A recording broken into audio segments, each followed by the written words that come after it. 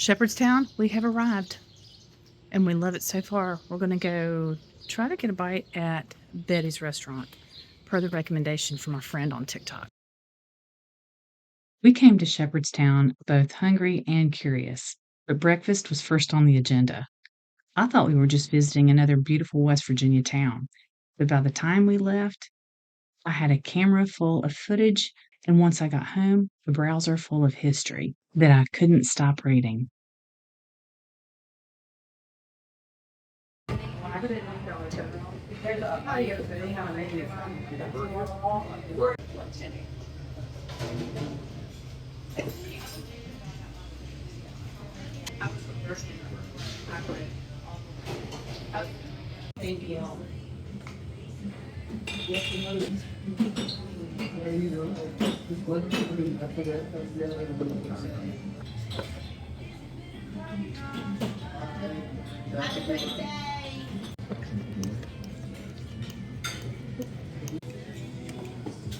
You don't want without the button? Yeah, I'll try.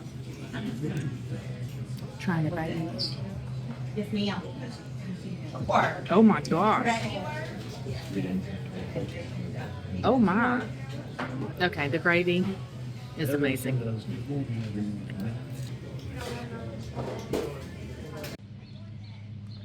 Okay, that was amazing. Excellent recommendation from my TikTok friend, West Virginia Kel. We do love our monsters in West Virginia. Monsters are always free. When I say Shepherdstown is dog friendly, this is what I mean. How awesome is this?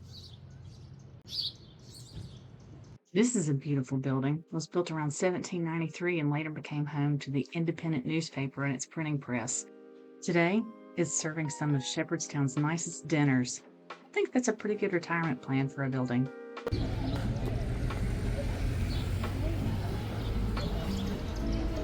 Where's the Oddfellas? Oh, it is? Oh, I see it now. IOOF.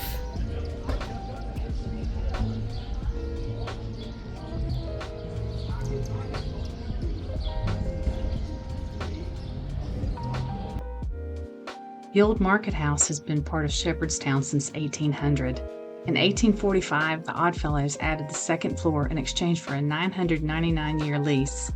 Over the years, this one building has served as a firehouse, council chambers, a school, a meat market, a library, and even shared space with the town jail. Now, it serves as the welcome center. Oh, and above the door remains the Oddfellows symbol of the seeing eye. Some folks swear it follows you as you walk by.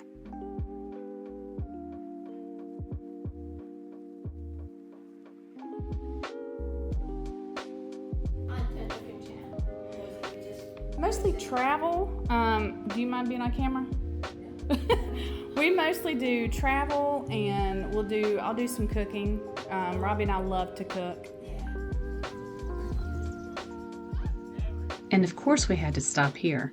Right behind the Welcome Center, the Shepherdstown Farmers Market was in full swing during our visit. Local farmers, bakers, and artisans have been gathering here on Sunday mornings for more than 35 years, and it adds to such a welcoming energy to downtown. If you're here on a Sunday, it's definitely worth wandering through.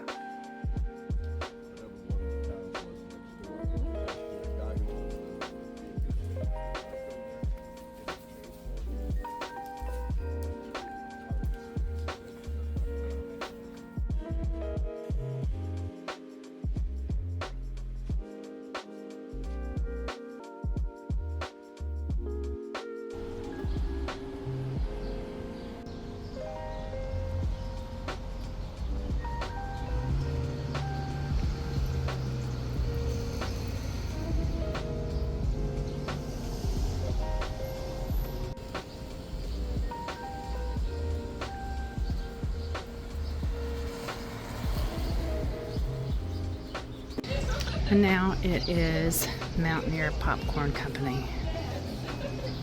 We did your request. We do a little ditty for you.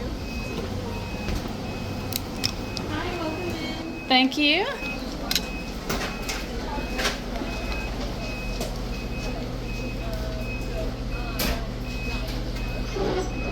sticker. Get the one closer.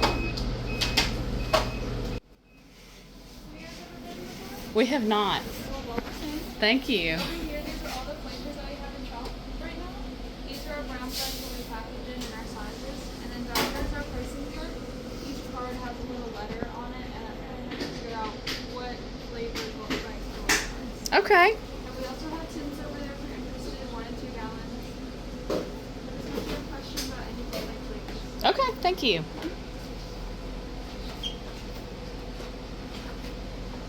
Gosh, it smells so good in here. See? Look, dog friendly.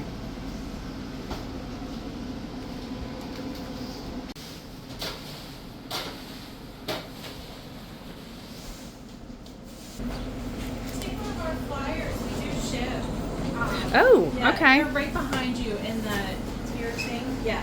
Excellent. Thank you. Yeah, you're welcome. And then if you do Instagram, follow us on Instagram. Sometimes she'll run shipping specials.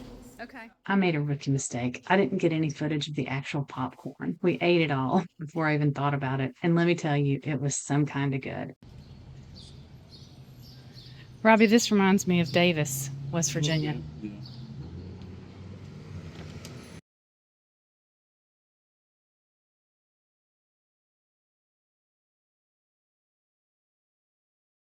This is Trinity Episcopal. Construction on the current church began in 1855, but the congregation's history here reaches back to 1747 when Mecklenburg Chapel was established.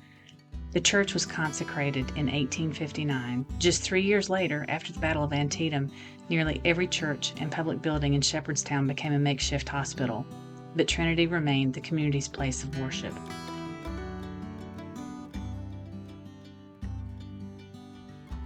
This building has lived a lot of lives. It started as a general store, and the brick building behind it was used by local militia for meetings and drills.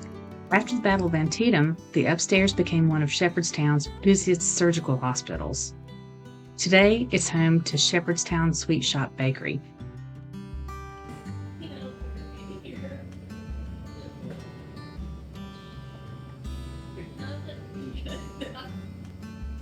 When the Shepherdstown Opera House opened in 1910, downtown was still full of horses and carriages.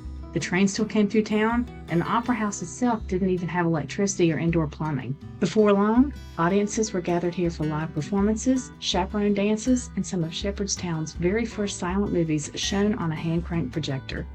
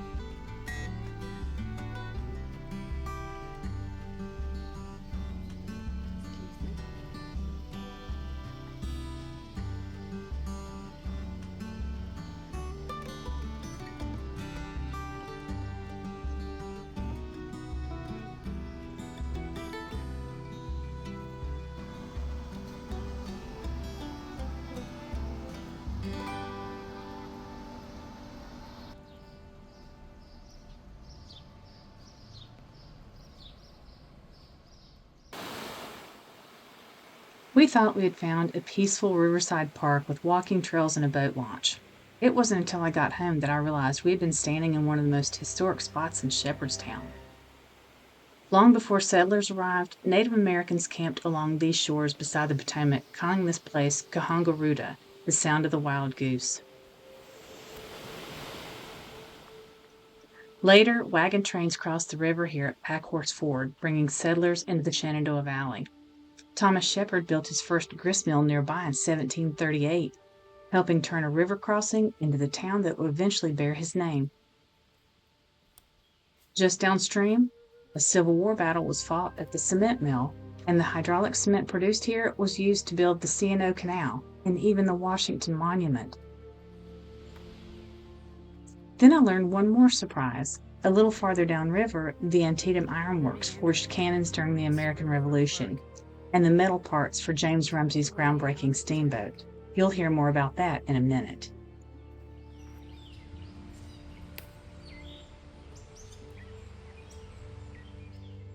This wasn't just a pretty place to launch a kayak. It was a place where American history quietly flowed right alongside the river.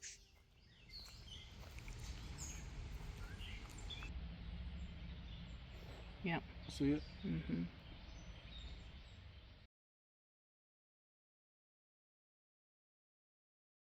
This monument honors James Rumsey, the man who successfully demonstrated one of the world's earliest steamboats right here on the Potomac River in 1787. George Washington watched the demonstration and became one of Rumsey's biggest supporters. Rumsey wasn't formally educated, but he was a miller, blacksmith, inventor, engineer, basically the kind of guy who looked at a problem and thought, I can build something for that. People even called him Crazy Rumsey, right up until his boat actually worked. He later spent 4 years in England looking for financial backers for his inventions, but in 1792, after giving a lecture about his newest steamboat, he suddenly became ill and died the following morning. His doctors said he died from overstraining his brain. If that's not the most 18th century sounding cause of death, I don't know what is. From this same overlook, you can also see the stone piers from Shepherdstown first covered bridge that was built in 1850. The bridge connected Shepherdstown with Sharpsburg, Maryland until Confederate troops burned it in 1861 during the Civil War. And just down this way are the piers from the town's first railroad bridge, completed in 1880 when the Shenandoah Valley Railway arrived. From this one overlook, you can see almost a century of transportation history unfold, from steamboats to covered bridges to railroads. As we were leaving the James Rumsey Monument, we noticed 2 historic cemeteries we hadn't planned on visiting. Of course, we had to stop. The first one I walked through was the Lutheran Cemetery. It's one of the oldest burial grounds in the region, with roots stretching way back to the 1700s. Walking among the weathered headstones, there was a quietness that made me slow down a little. Some of these stones have been standing here for more than 2 centuries.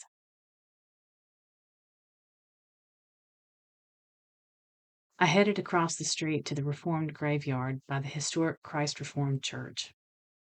Established in 1774, it's the final resting place of 11 Revolutionary War soldiers and patriots. At the time, they were simply names on weathered stones. It wasn't until I got home and started researching them that their stories began to come to life.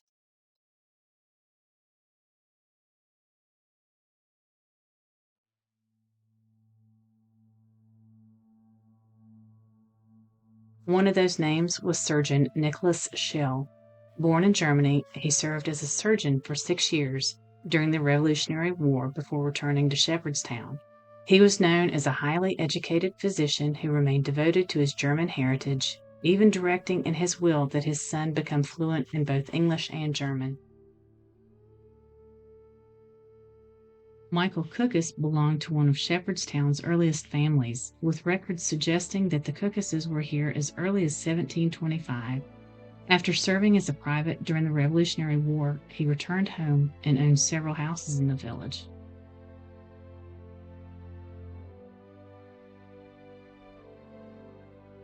Captain Jacob Haynes fought from the Battle of Brandywine all the way to the surrender at Yorktown. After the war, he kept a tavern, and one account even says he helped James Rumsey by making some of the iron machinery for Rumsey's steamboat. I thought that was a pretty neat connection considering we had just visited Rumsey's monument. I also found the grave of Peter Seaver. He survived the Revolutionary War, only to die a few years later in a wagon accident at just 33 years old. One of the church's early pastors was Reverend Jacob Beecher. He arrived in 1826 and preached in both German and English, reflecting Shepherdstown's changing community. Although he died here at just 32 years old, he became one of the most respected young ministers in the German Reformed Church. The congregation here was founded in 1747, making it one of Shepherdstown's oldest. Its bell tower still holds 3 remarkable bells dating back to the 1600s. During the French Revolution, they were rescued from churches that had been dismantled, sent to Germany to keep them from being melted down for weapons, and eventually found a home here in Shepherdstown. After nearly 275 years of worship, Christ Reformed United Church of Christ held its final service in January of 2023. Those centuries-old bells rang one last time, calling together the congregation for their final service.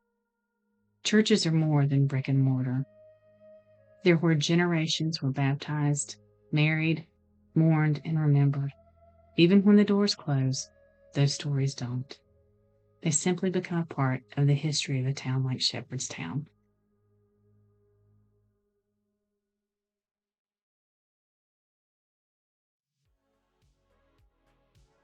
Shepherdstown sits in the very eastern tip of West Virginia. When we arrived that Sunday morning, I thought we were spending a few hours in a charming little river town. I had no idea we'd be walking where Native Americans camped, where wagon trains crossed into the Shenandoah Valley, where Revolutionary War soldiers marched, where James Rumsey changed history, and where generations of people built a community that is still thriving today. The more I learned after we got home, the more I realized something. You can't really do Shepherdstown in a weekend, much less just on a Sunday morning. You can see it, but understanding it takes a little longer. Every street, every old building, every quiet corner has another story waiting to be uncovered. That little Sunday morning visit turned into a much deeper appreciation for a town that helped shape not only West Virginia, but our country's early history. If you enjoyed exploring Shepherdstown with us, there's another video from our Eastern Panhandle trip waiting for you. Be sure to check it out. And we would like to shout a huge thank you to Tim for being our very first sponsor. Your generosity made this trip possible. And we'll see you on the next trip.